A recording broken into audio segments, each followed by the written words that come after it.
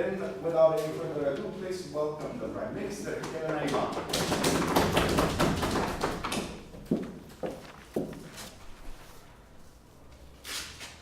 Just a second. Great.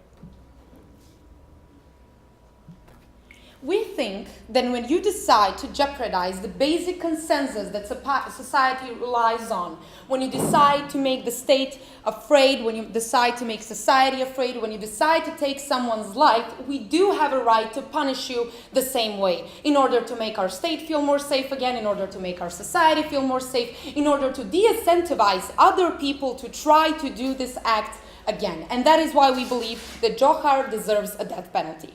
What we see as a problem in today's debate is not only that we see that some people are beyond rehabilitation and the jail is not enough for them, but we also see that some crimes are so vicious that the only way to actually punish them and have that proportionality of punishment is actually the worst one, and that is the death. So what is our plan? We will give them the process in the court. Well, he will have judges, etc., etc. We will have evidences which will prove that he did this, and at the end, his punishment will be death penalty. The thing that also differentiates this case from any other is that now we are 100% sure that he actually did this, because we have all evidences that we need. Because the biggest issue with death penalty nowadays is actually that we cannot never be completely sure whether or not the person did something. In this case, we are completely sure about that, and now I'm going to explain you why we believe that in this situation, that is completely justified. First, you will get from me why we believe that he deserves it. Secondly, we will explain you why we believe that jail is not enough. And thirdly, we will explain you how this incentivizes people to do these things. So firstly, why we believe that he deserved it. Because he killed several people in that bombing. Because he decided to take someone's right to life without caring about the fact that all other rights that we have agreed upon are existing only because we have our right to life. So when he decided to jeopardize the biggest and the most important thing what our society relies on, we believe that he deserves exactly the same. So we believe that in cases when you decide to jeopardize something so important as right to life, we do have a right to take the same thing away from you in order to have that proportionality. But moreover, we believe that by doing this, he actually made not only the problem of jeopardizing right to life, but also jeopardizing the entire society and the entire state to function normally. They made people be afraid of leaving the street. They made the state ban people to actually leave on the street because the state wasn't even sure enough whether or not they can provide protection for their own citizens. And all of this actually happened for one man. And what happens when you have the entirety society afraid and the entirety state afraid?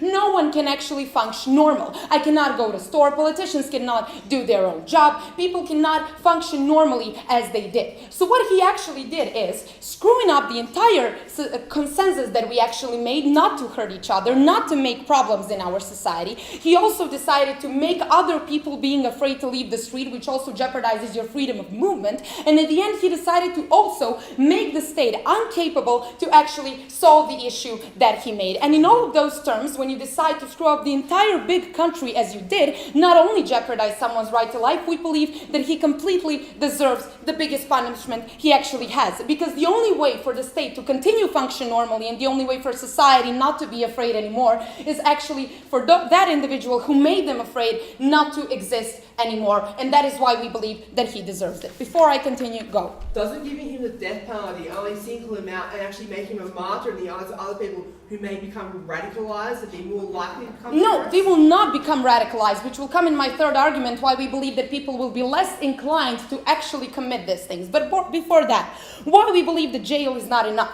Because that will not make people feel safe again, because they will be aware of the fact that even though he might be sentenced with a life prison, someday something might happen. He might leave. Fire might happen. He might escape. God knows what might happen, but you will always question whether or not he will be out in the street again, doing the same things that he did, jeopardizing the state and the society as he did. So that is why we believe, firstly, that jail is not enough. But moreover, we believe that it is morally unjustified for victims who pay taxes, and from those taxes, he's actually in jail. We believe that it is morally unjustified to have that situation. Those people were afraid. Some people were actually killed. They decided to obey the law. They decided to obey the consensus. And now they are supposed to give them money for someone who decided to jeopardize that consensus and because of which that society did not feel safe again. So we also believe that that money should not be wasted on someone who made the problem at the first place. So we believe that the jail will not rehabilitate him because he's not capable of being rehabilitated, because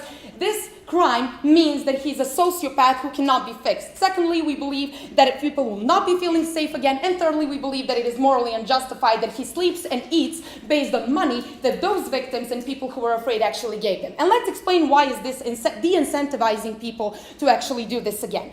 Because different people commit crimes in the United States of America. Like Oklahoma City bombing. It was not a suicide bomber. They did not want it to die, same as this guy. The only thing they wanted to do is actually to commit a crime and then go to jail. So what does that mean? That means that he actually is not afraid of jail, that he's afraid to die, because if he wasn't afraid to die, he would be a suicide bomber. He surrendered to the police. He did not have any problem with going to jail, which is admitted in the moment where he decided to commit himself to the police, which means that he's not afraid of jail, which means that in the moment when he did it, when he set that bomb, he knew two things. First one is that there is high chance that he will actually be caught, and he still decided to do it, which means what? He knew that if he could get caught, that he will probably go to jail, which means that he decided to do that even though he knew that he will not go to jail. So that means that the only punishment they actually see is the biggest is death. So when it comes to all the bombers and people like Djokar, who are not actually suicide bombers, who are not actually afraid of jail, we believe that this kind of punishment will actually de-incentivize them to do this. Why? Because when they see that when you commit a crime and when you're not afraid of jail, but the state come up with another institutional measure, which is a death penalty for the crimes that you commit, you will be perfectly aware of the fact that if you ever try to do this, you will get caught, but secondly, you're not going to have your life continuing in jail or anywhere else. Your life will be over. And since the biggest afraid that you can actually have in your life, because your first instinct is instinct for survival, we believe that many people, like Oklahoma City bombing or this guy in particular, actually won't be doing this because they will know that the state has decided to take extreme measures against extreme crimes such as this one. So what did you get from the side of the open government? Firstly, you get that he made a huge chaos to individuals, to societies, to the state. This chaos can only be solved in cases of this individual not existing anymore, because that's the only situation where society will feel not afraid anymore, and where also the state will be capable to provide protection. Also, you've got why jail is not enough and why it's not morally justified for them to be there, and you also got that people who are not afraid of jail but are afraid of death will be de-incentivized to commit this, and for all these reasons, we beg you to propose this motion. Thank you.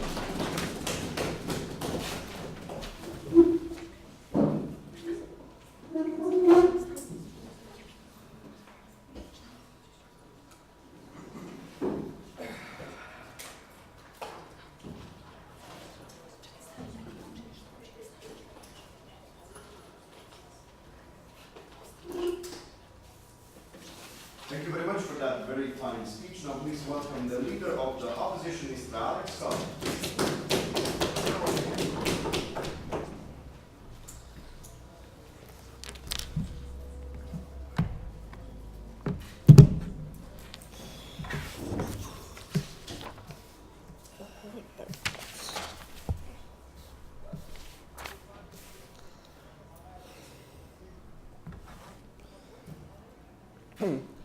Thank you, Mr. Speaker, for the floor.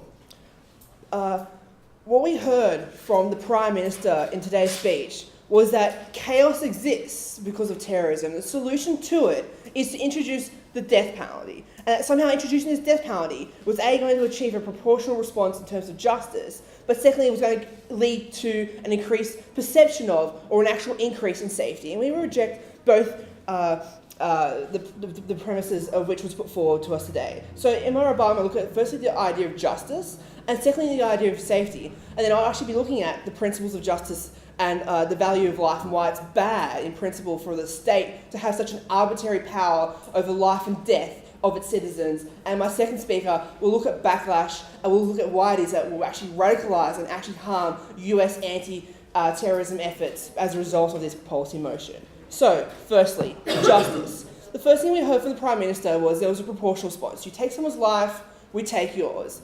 What we say on our side of the house is we don't think that justice works purely on an eye-for-eye situation. We think that we recognise that, yes, some crimes are really, really bad, like taking someone's life, but it doesn't necessitate a response that results in you taking someone else's life to achieve that. We secondly think that the way the justice system works, and what she said was that he was beyond rehabilitation. We think it's a horrible assumption to make.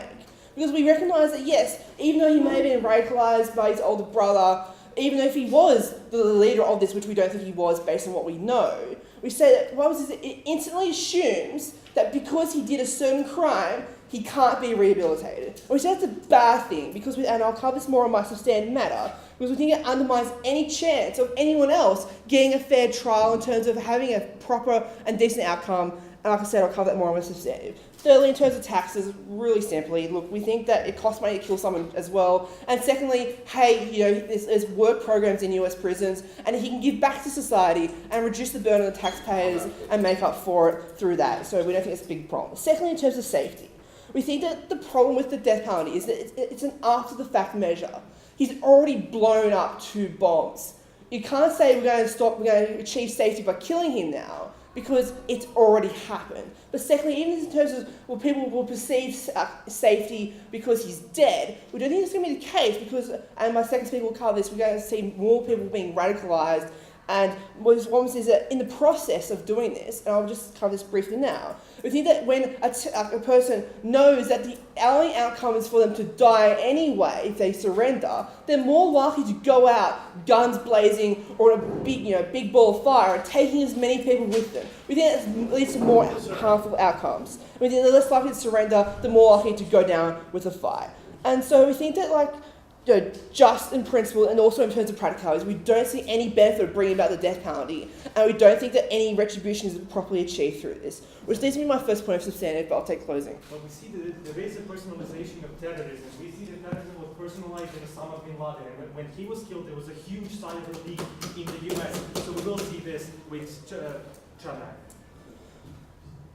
And even then, we still think that the best solution would have been if we could take him alive and put him on trials we did with Saddam Hussein. The difference is that Osama bin Laden didn't surrender, whereas Tsarnev did. And we think that fundamentally changes how we should be dealing with these people. We'd rather take them in peacefully than have to, go to that point where I said before, where to shoot it out with them. And secondly, I've already raised my POI. We think that when you single these people out, you actually then radicalise more people. We think there's plenty of people who took up arms, because of how Osama bin Laden was being portrayed in the Western media, and because of how he was being martyred as a result of that. So firstly, into my point about the principles of justice. We think that the way justice works is that, yes, we recognise there's a need for retribution, but we need to recognise that the justice system has to include room at some point for rehabilitation. It has to include some room for people to be given the chance to recognise their wrongs and then,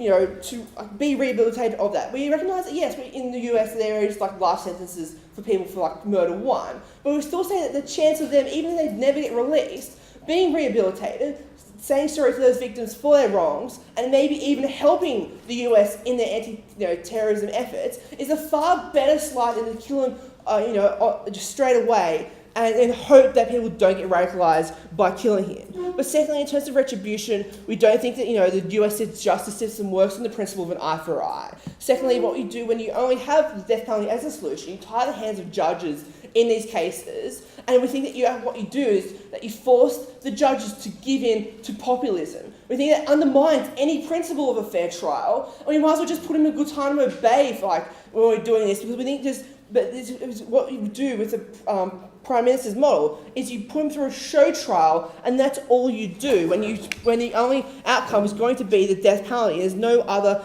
solutions for sentencing. But secondly, we think it's really bad because we think it just undermines the value of life which we place in the judicial system. We don't think the state should have that arbitrary power over the life or death of its citizens. We think it's really bad that the US is killing US citizens in places like Pakistan and Yemen. But we think it's even worse when they're implementing that on domestic soil through its justice system. We don't think that the state is best placed. We think the state makes mistakes. We don't think that, for example, we say, the evidence is there, he did a really bad thing, and he should be punished for it. We're not saying we don't punish him, but what we're saying is we don't think that we need extreme overreaction.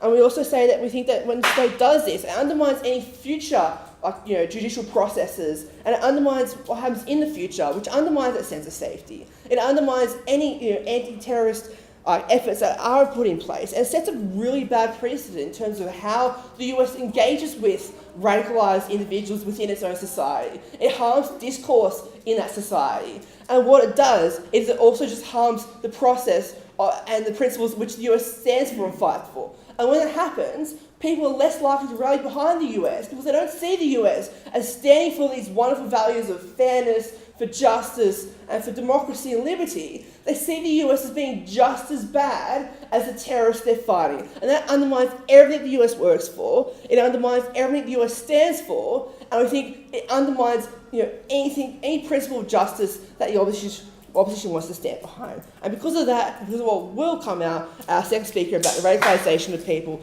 we think this motion must not stand because it's bad for the US, it's bad for anti-terrorism efforts around the world.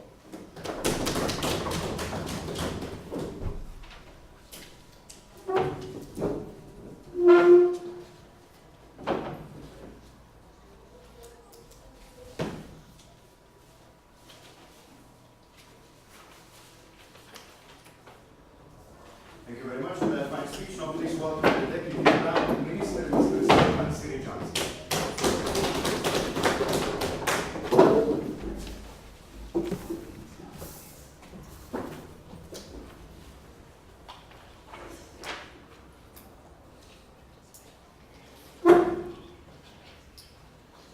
I'm going to talk about how this is beneficial for the US war on terror and how this puts a big precedent which is actually beneficial, how this may help put a stop to things like Guantanamo Bay or extrajudicial killings by drones, and how this is very important and how this sets an important precedent.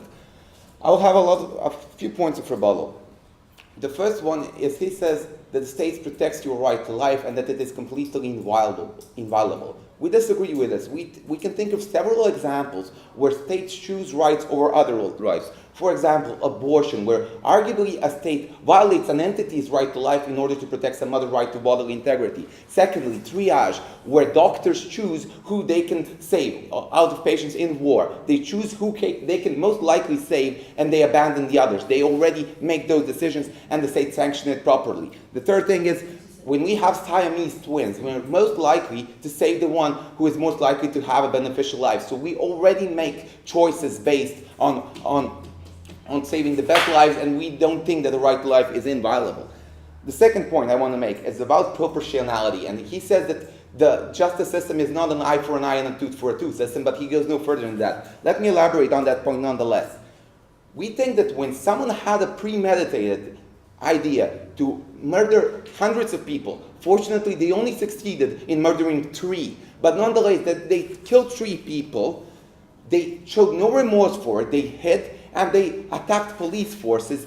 They violated every single tenet on which society is based. They attacked every single thing for which we as a society stand upon. And we believe that in such a situation, it is perfectly justified to take that individual's right away. We agree. That's why we agree that the intent is important. That's why we punish murder 1 and murder 2 differently. But nonetheless, we generally believe that there is a significant degree of proportionality in the justice system. For example, property. If I destroy someone's property, I am supposed to give that property back to someone. If I steal someone's money, then something I have which will be impounded and the value returned to the individual. No thanks. If I beat someone up and by that remove his liberty to act as a free individual, to act as a free agent, to enjoy his liberties in the world, my own liberty is removed by me being put in jail. But when I take several people's lives away, there is no way that those people can have any meaningful conception of life at any moment in time. At such a situation, it is perfectly justified to take a certain person's life away. We don't think that there is an absolute right to life. Thirdly, about radicalization. Now, this is important. Here are a few reasons why this won't radicalize people. First of all, he's a Chechen, and most of the Chechen community has strongly condemned attacks. No one supported him in doing that. The people are ashamed of that a Chechen like themselves has committed such a crime. They feel ashamed of him. No one idolizes him. But more importantly, as was already pointed out in a POI on the Gov side, when Osama bin Laden was killed, we didn't have a rise in terrorism. We don't think that when we kill a certain terrorist, a lot of people go to arms. Thirdly, we think that generally the whole situation that he hid, that they were basically gunned down like dogs, doesn't make people idolize them. Lastly, let's talk about rehabilitation. The alternative to death is life in prison. We think that's the penalty he would get probably in such a situation. We don't think that life in prison, especially in a max security prison, can rehabilitate you in any meaningful way to make you be put back into society again. Especially not that we don't think that anyone in the American society would in any way whatsoever interact with such an individual. We actually don't think that anyone back in Russia or in Chechnya would like to interact with an individual such as this one. That's why we claim he is beyond rehabilitation. Even if in some crazy case he could be rehabilitated, the point is that society at no particular moment will accept him back, precisely for those reasons. And finally, about the fact that we're making a show trial, that this is a pressure on judges, let me just be clear here. This is a value motion. We believe that he should get the death penalty for the reasons we put forth to you. We don't think that we should force a judge, a jury, or anyone third to give the death penalty upon him. We just provide you with reasons.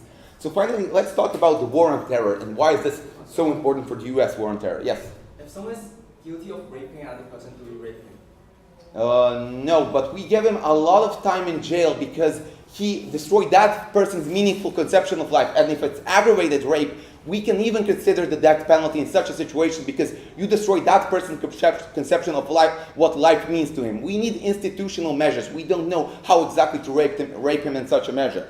So let's talk about the war on terror. What did we see after 9/11? That we took upon some extrajudicial measures, like Guantanamo Bay, like drone killings. And this hasn't reduced terrorism, it only reduced civil liberties in the United States, it only makes the American state worse and actually closer to the ones they're fighting against. The society is more in fear, civil liberties are curbed by acts like the Patriot Act. We think this is highly problematic. We think that precisely this act can change it. How? Because the US finally, in a big trial which we publicized, shows to the rest of the world and to its own society that terrorism can be fought against by institutional measures, by the judicial system, by courts, by giving the terrorist a right to a fair trial and proving that he is completely guilty. Why is this important?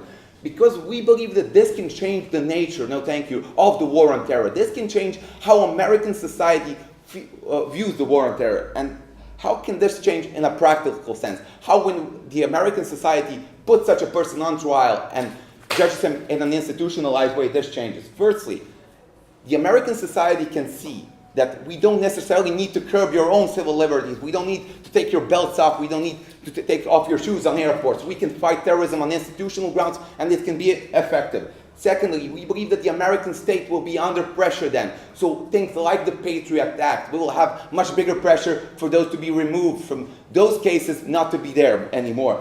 But most importantly, we believe that the international community will respect the United States again as an actor, as a true fighter for liberty in the world. Why is this important? Because the most important thing for you to effectively fight the war on terror is to have respect of the other states. But the problem is when you're having extrajudicial means, like Guantanamo Bay, other states think you're not that good. You're just fighting terrorism on the same grounds as the terrorists.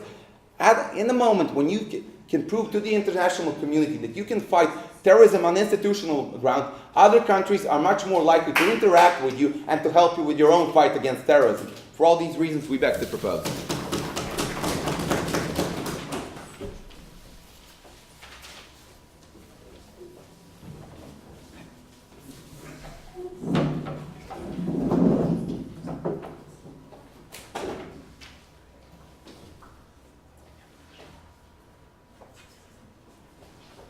Thank you very much for that speech. Now please welcome the Deputy Leader of the Opposition, Jure.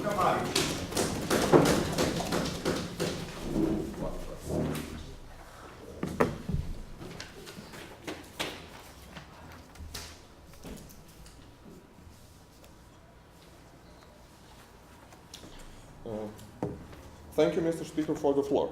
Well, before going into my main points of sense about retribution and about what terrorists actually want from us to do, let me first do some points of rebuttal. Firstly, it is not the strength of penalty which deters criminals, is the certainty. So it is the terrorists will be afraid if they're certain they will get caught, no matter how, if they think they will get away with it, they don't care how strong the penalty is. And by their proposal, they would also decrease the chance of terrorists getting caught by removing all the powers from the security agencies, and which we think are doing a damn good job in making sure many terrorists which want to hurt us are actually stopped. That's not because they don't want, because they can't. That's why. And regarding the fact, there's also that most Chechens are against Djokar, which is true, but still, even a small percentage of them, if they are not, it's still a huge number who are a serious threat and who needs to be dealt with. And also the point about abortion and about doctors, and in that case, it is not the state which makes the choice for individuals whether they should live or die. It's the state gives people right to choose for themselves, which is what we also want. And also the international community as a whole does not respect the US because of death penalty. It actually decreases their respect around the world. They actually refuse to extradite criminals to the US because they're afraid about the death penalty. Now let me go to retribution. Yes. What damages the US reputation more, the institutionalized death penalty or Guantanamo Bay? Well, both damage. We think both damage the US reputation. It's really not relevant to this debate, I think. I don't see how it... We are against the both. Anyway, why this brings us into more danger? Well, it makes his family members, his friends, his colleagues try to revenge him. It is not an imaginary scenario. It happens. It happened, and it happens in many societies with weak legal powers, a legal force. There are many societies which have blood feuds, no thank you.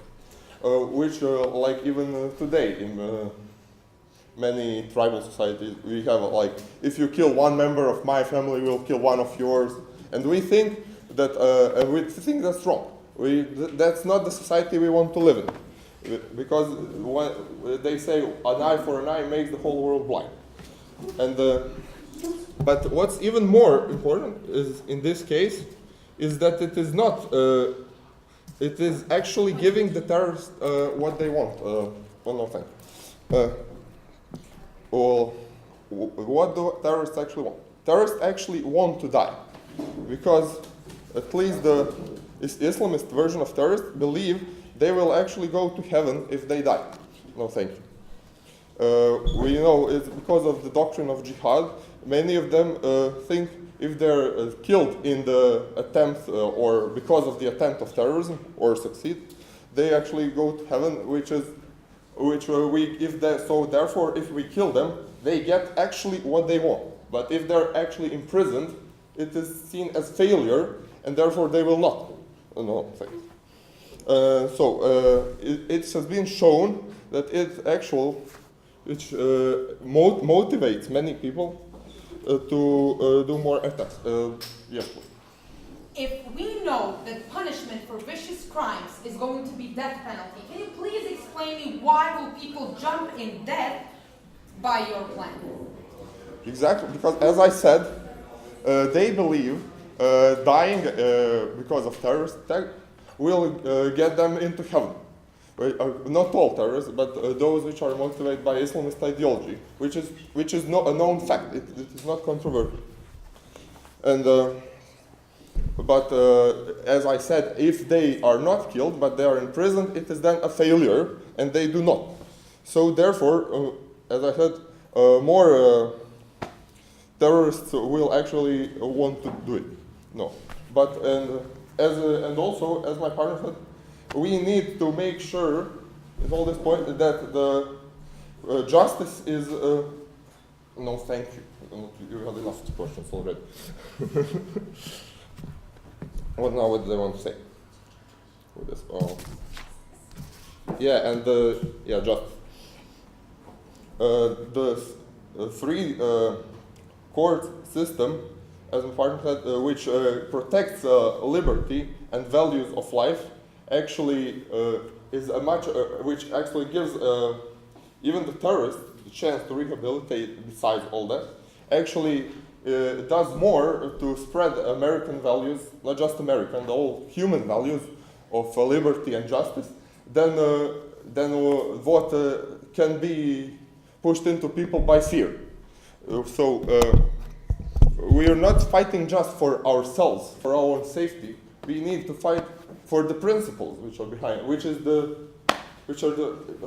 freedom of which we want. No thank you. And so to sum up, we want our society to not. We don't want us to become like them in the process of fighting them. We need what we need. We need to show as the U.S. was known as the shining city on a hill, and we think which provides opportunities for people all around the world, and even the bad ones, to actually, even the small chance that they actually have to improve, which is unfortunately small, but it still pays off because of our values which stand behind it, values of life, liberty, and the pursuit of justice. And for all these reasons, we beg you to oppose this motion.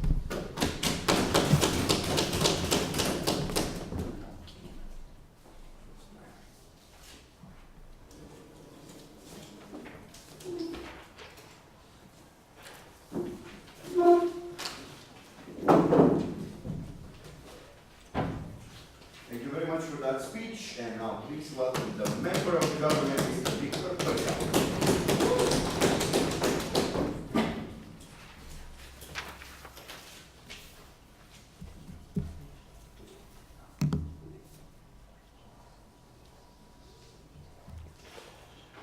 One of the greatest legal constructs humanity has ever came up with is actually an eye for an eye.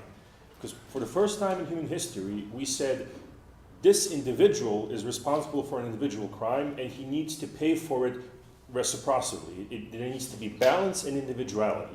If we look at the current situation in the world where terrorists blame the United States for things that are wrong and blow up random people, the United States gets angry and then blows up random people, we think that an eye for an eye system is actually by far more preferable.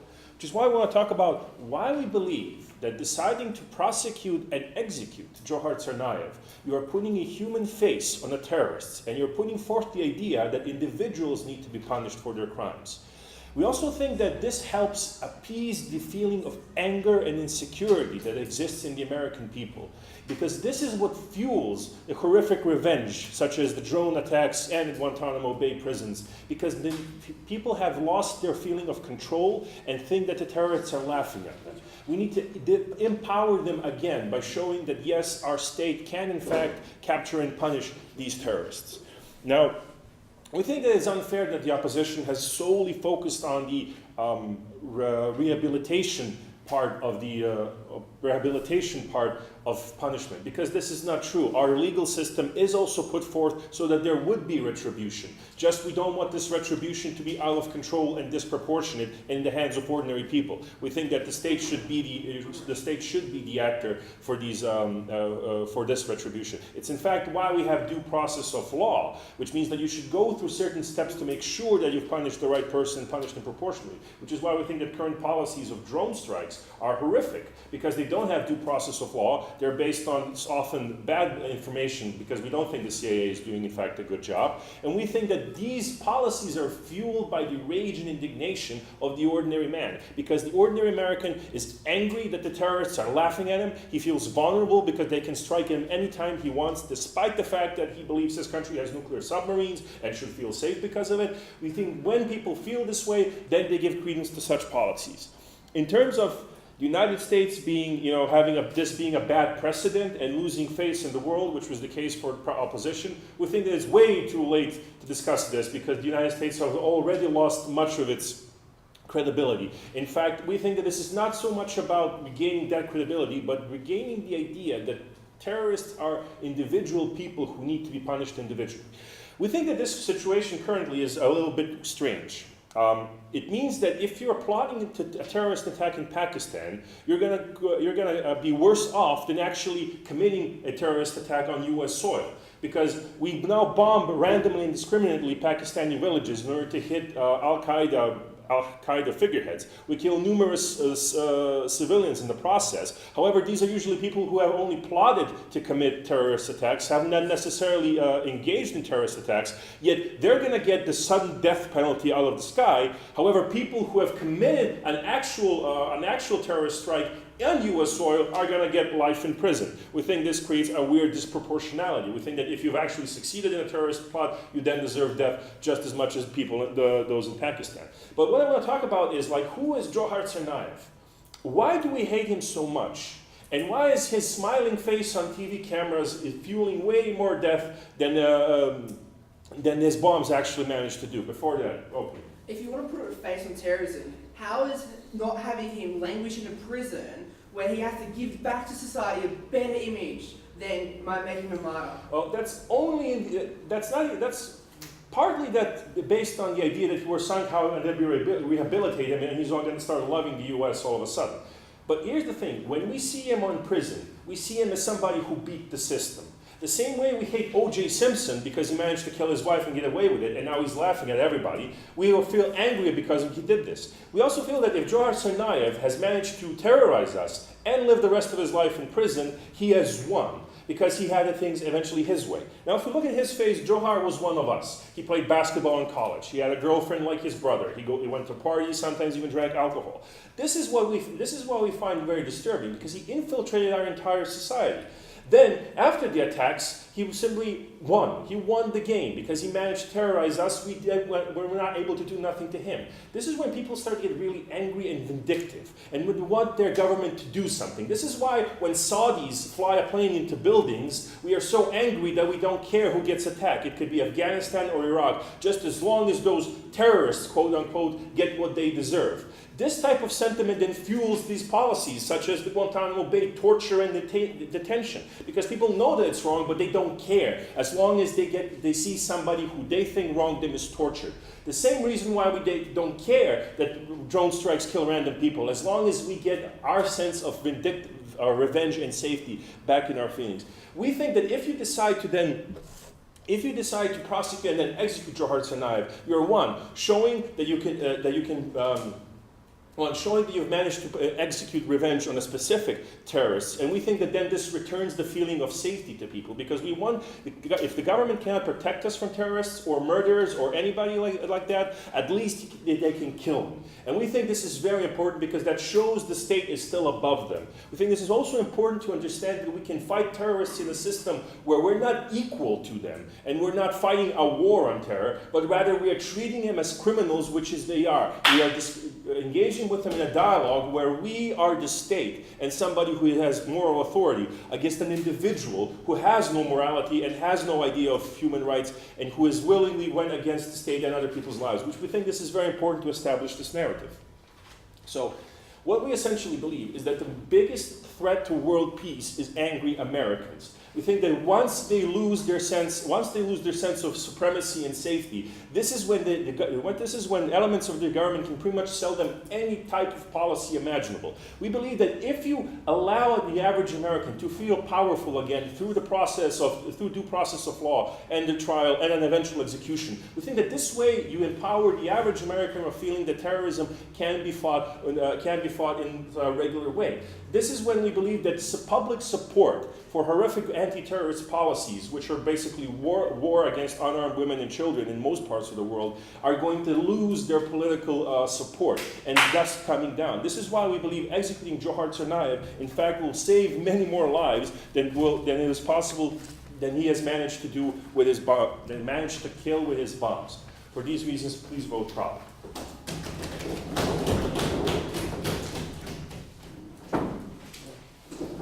Thank you very much for that fine speech. Now please welcome the member of the opposition, Samuel Chan.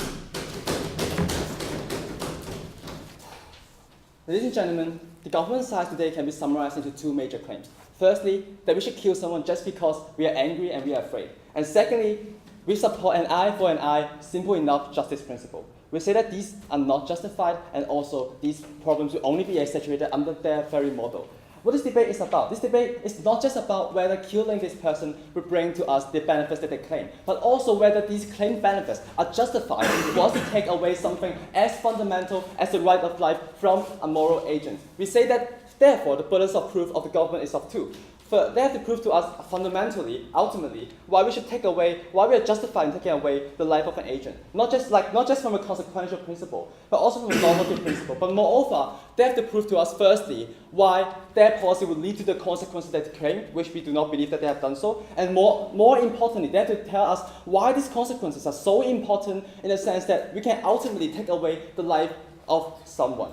We say that the deadlock between the government side and opposition side in the upper house is very simple, right? The opposition side is advocating for a restorative and rehabilitative justice system, while the government side is claiming for an eye for an eye, simple enough justice system. We'll solve this deadlock by telling you why this system that the government side tells you is fundamentally flawed, and why these fundamental flaws will bring to a lot of tremendous problems to our world and to America and to everyone else. We have two principles that we stand for. First principle, we believe that human right and right of life is the most fundamental right of life that can only be taken when certain exemptions are fulfilled. And we believe that under the model of the government, these exemptions are not fulfilled yet. Secondly, we believe that the very policy of the government side today will give rise to a double standard of justice system, not essentially, but in the perception of people both outside and inside America, which we believe will exaggerate all the consequences that they talk about. Now, before I come to my extensions, a few responses to both sides, right? For the opening go, they basically talk about two things. Firstly, that there is a general sense of fear and the policy will eliminate that sense of fear. Secondly, they advocate for an eye principle policy.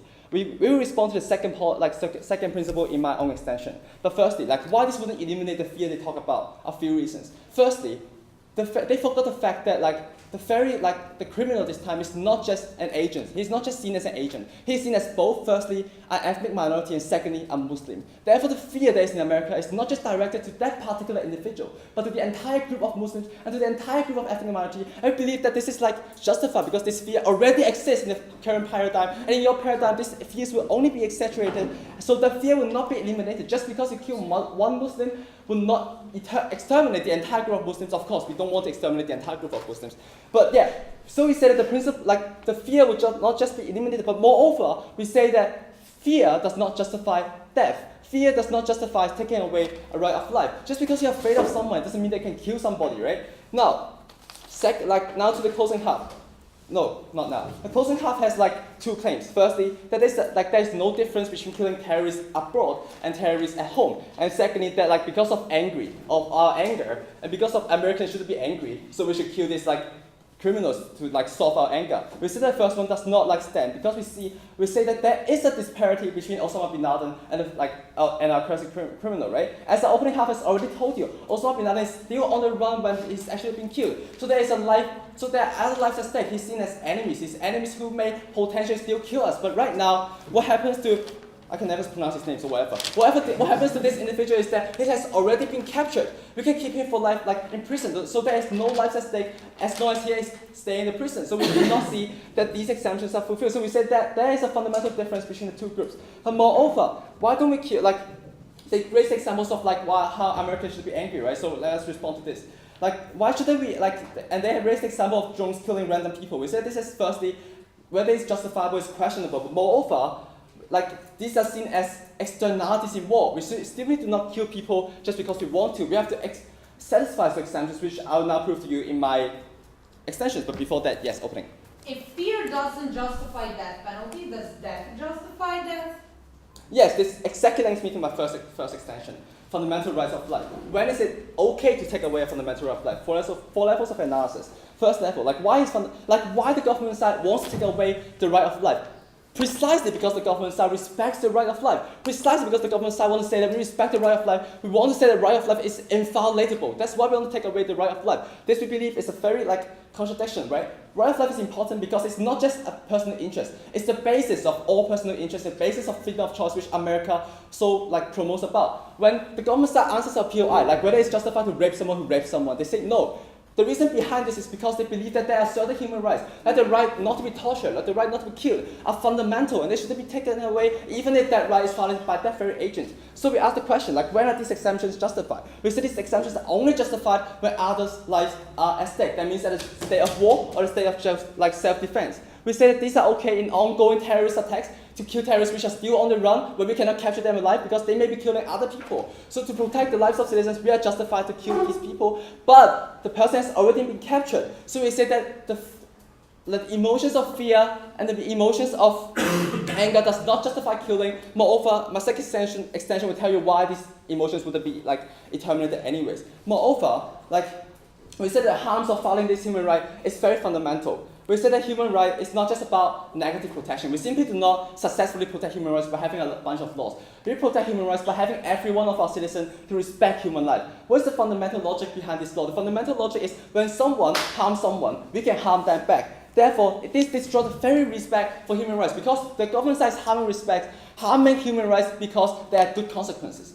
It means that the very reason for us to respect human rights, we respect human rights regardless of consequence and regardless of what the person does. We believe that this is a fundamental violation. Secondly, we believe that this gives rise to a double standard of justice which eliminates all the emotions talked about. We say that right now, what happened is that America will be seen as punishing a Muslim because he's a Muslim. Not just because it's the case, but because people see it that way. We say that the international community will even become more angry because America is firstly violating human rights themselves, and secondly because they will see America as targeting Muslims in particular. We say it will also be harmful to local ethnic minorities because we say that most terrorists actually are willing to sacrifice their life. And if they see their brethren Muslim being killed by American government, there's a more reason for them to actually kill themselves or to sacrifice themselves for the sake of their brethren. But moreover, more importantly, lastly, the local community, we say local community will ultimately accept the logic of the federal government side and lose their respect for human rights, and at the very end have irrespectable actions,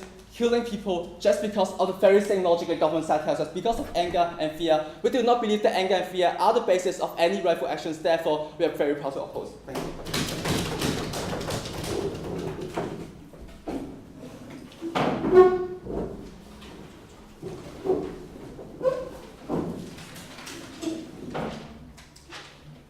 Thank you very much for that fine speech. Now please welcome the opposition whip, Mr. Jure.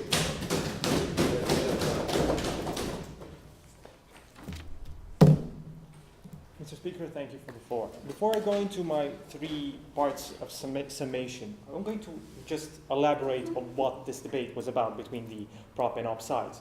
What we on this prop side are saying is that the collectivization of blame and the concentration of blame on a stereotypical part of society, for example, Muslims or any other group in society, is exactly what is the problem. What has happened after 9/11 is exactly this. The US, rather than choosing to blame the people who actually blew up and flew the planes into the buildings, chose to blame an entire group of people, whether they be Muslims or Arabs. What we are actually saying is that once you put a face to terrorism, once you say that this is nothing more than a criminal act that we can deal with a mechanism that the state regularly uses, which is the criminal justice system, we feel that the harms created by the policy of collectivization of blame will be lessened. And this is what the point of the proposition teams is.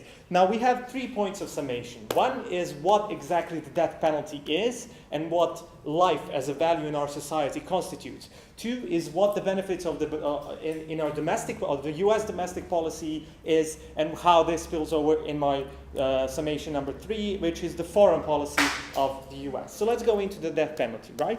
What we are saying is that the death penalty, rather than being the outcast of criminal penalties in society, it is something that is more mainstream than we would like to believe. U.S. has a consensus on there being allowed the death penalty where it is legalized. The fact that they've only put a moratorium on it and not criminalized it or delegalized it is a fact that the society feels that the death penalty is legitimate, and in some states even the moratorium doesn't stand. So we see that there is no political will in the US, and there is no view of life as an absolute good in the US. Moreover, we see that in the world that we don't have these things. If you add up China, India, the US, Latin America, Africa, and other countries, all countries in the world that have the death penalty and use the death penalty, you can see that the majority of humankind actually sees the death penalty as a viable penalty in the criminal justice system. So we don't see an overall consensus in the US or in the world that the death penalty is something to be abhorred about. So we see it as a legitimate penalty, and if it is appropriate and if it is good in society values. Now the main problem with the death penalty is whether or not, because it's irreversible, because we are rarely certain, and later on we have new evidences showing that people are not guilty, and then we can't rehabilitate them, we can't set them free. This is why life in prison is preferable to the death penalty. But when we have such an abhorrent crime, which not only takes away one of the most basic rights, which is the right to life, but also spreads fear and destroys the fabric of society, since the fabric of society, the society is woven through trust. You trust that once you go into the street, you won't be killed by a random person with a sniper 300 meters away. This is how society is created, with trust. Once you take away that trust, and this is what terrorism aims to do, you no longer have a society. And this is how terrorism harms more than any mass killing, more than any individual killing, however abhorrent it is. This is what we have to punish, and we feel that the appropriate punishment for this is death, if we accept that it is a legitimate form of punishment, and I've proven to you that it is a legitimate form of punishment. And even if it isn't, we feel that it is a legitimate form of punishment because the society wants the death penalty. We see that once his brother was killed, the rage was so humongous that you couldn't bury him for 2 weeks, and not even in Boston. They had to ship him off to a rural cemetery far away where hundreds of protesters protested with signs of saying, "We don't want this man in US soil." The rage was so humongous that we feel that the death penalty is the only penalty that's going to be equivalent to this rage. Second. Considering that, you concede that the fact that people are afraid of the entire group prove how killing a certain individual will eliminate the fear towards the entire group. Because policies that collectivize blame are born from the idea that you cannot harm the person that is harming you. Once you have an individual that is being harmed, that is being repressed because of their own actions, you have less of an effect of collectivizations. When Osama, who was the face of terrorism, was killed, you had a sigh of relief and less popular support for US policies such as Guantanamo and drone killings. Then you had the people feeling safer, and then you have less politicians arguing for these policies because they have become less popular. Moving on, we've shown you that the death penalty is in fact both reciprocal, acceptable, and good in this instance. Now, according to the domestic policy, right, not only does it make people safer, and it makes the dialogue, the narrative become more mainstream and not not extreme, which is what happened in the US and what justified the attack on Iraq and Afghanistan. The fact that the whole US mainstream sort of moved into the extreme part of society where they felt that it is only legitimate to attack another country for the actions of 11 people with a plane. That we think that this is an extreme view. Now, in domestic policy, this is what happened. It changes the discourse, and now you have the moral high ground of saying these people are extremists, we can deal with them as extremists, and we are the state. We have the moral high ground, and they are just individuals and not a collective of people who want to harm you and who are intangible and cannot be harmed. But we also say that in foreign policy, this erodes public support, right? Once you say that there are people who are terrorists, who are playing on the same level as you, who are the same as the state, since if you as a state use an army to fight terrorism, they are of the same strength as you. Therefore, they are legitimized in their actions. They are seen as a viable political actor, and their actions are seen as a viable political means to a political end, such as the state using an army. This is what jihad becomes. What we are saying is that once you have a criminal justice system that the state employs as a moral actor, which says you are below the state, you have harmed society, and therefore we are punishing you for the deed after the fact. Of course, it's after the fact, not prior. It's not premeditated murder. It's better if it's after the fact, since only then that we have a moral high ground. But if we say this, if we say that this person is guilty and not all Muslims are guilty, we are bound to have less hate towards the US from the Muslims and less hate in the US towards the Arab world and the Muslims. This not only makes the policies of the US more mainstream and more sane, it also creates a smaller drive for recruitment in the Muslim world, and less terrorists are, less possible people do become terrorists. And this is how you create the world safer. We already harm life. We already bomb innocent people in Pakistan. By individualizing this blame, we feel that it makes the society as a whole, the world as a whole much safer. And for these reasons, vote for.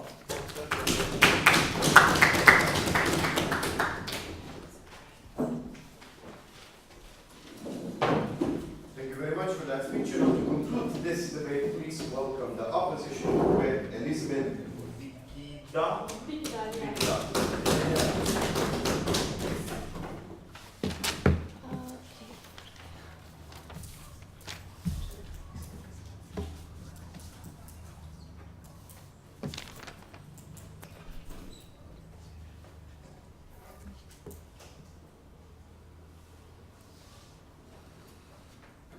Ladies and gentlemen, we believe it should be very, very obvious that this debate was an upsweep and that we provided the sufficient analysis to show that the value of life is more important than just some random act of violence, and that in our model, justice will be preserved, and we're clearly taking the higher ground and the higher burden, as the whip just called it. But first, let me go into rebuttal. They've acknowledged, government has acknowledged at every point that the death penalty makes mistakes, that a lot of people throughout history have been killed for wrong reasons, due to wrong evidence.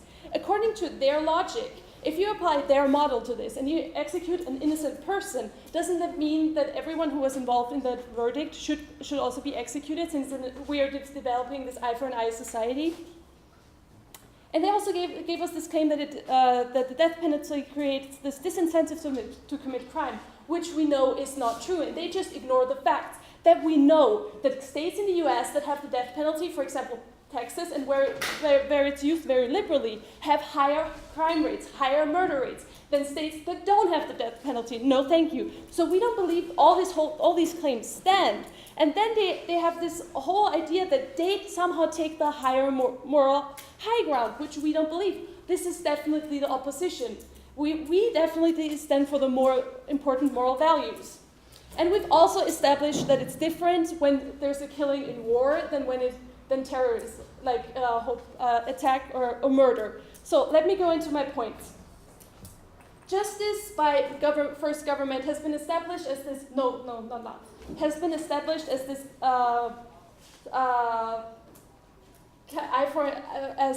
based on eye for an eye, based on the fact that if you hurt me, I get to hurt you. Then my partner gave you this POI about rape, and all of a sudden he was like, no, rape is different. No, this is not okay. And my partner has therefore disproven your point already.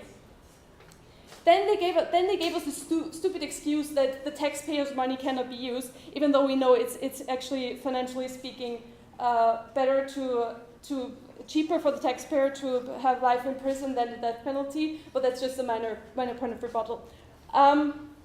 They also said things about, international relations will be improved. No, they will not. We are taking this huge burden of saying we are valuing life so much that we even give the right to life to a murderer, to a criminal. And this is clearly giving us the higher ground in the international community. Then not now. Then they also gave us this whole points about this clash about society, what's good for safety, what is good for society.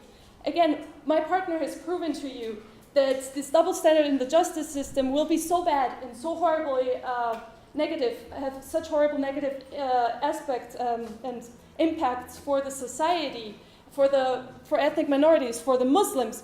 No, that it will harm the society in the long run. We cannot have a society based on fear. We cannot have a society that just asks for vendetta Like you proclaimed as for vendetta and as for revenge.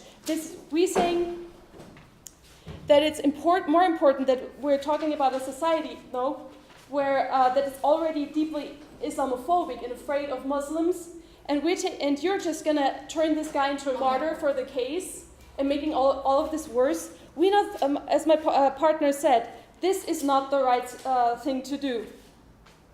We have to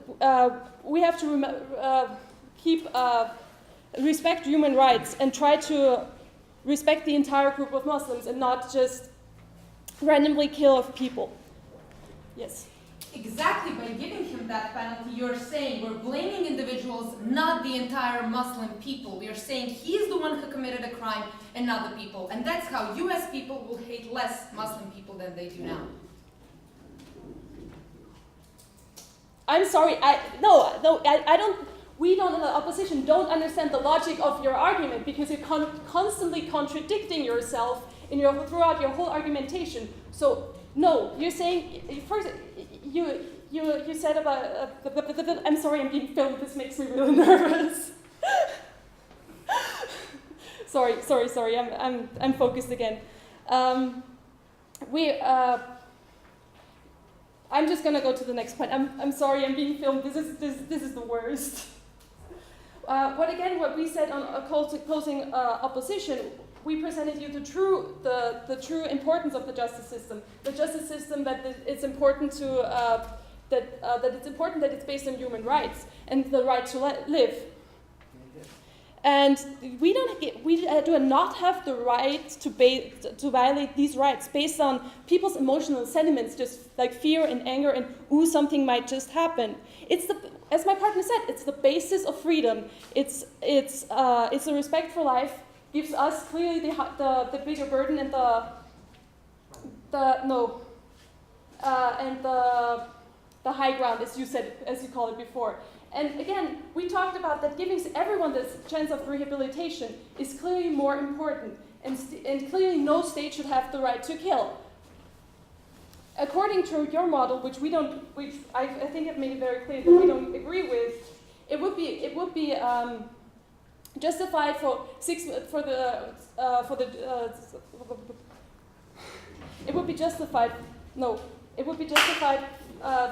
Israelis to kill 6 million Jews because that happened.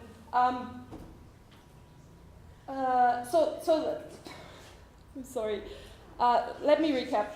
I think we've shown before that we in opposition stand for true justice and for the value of life, and think everybody should have the right to rehabilitation and that the harms in the long term for society and the justice system would be worse. And for these reasons, we're proud to oppose.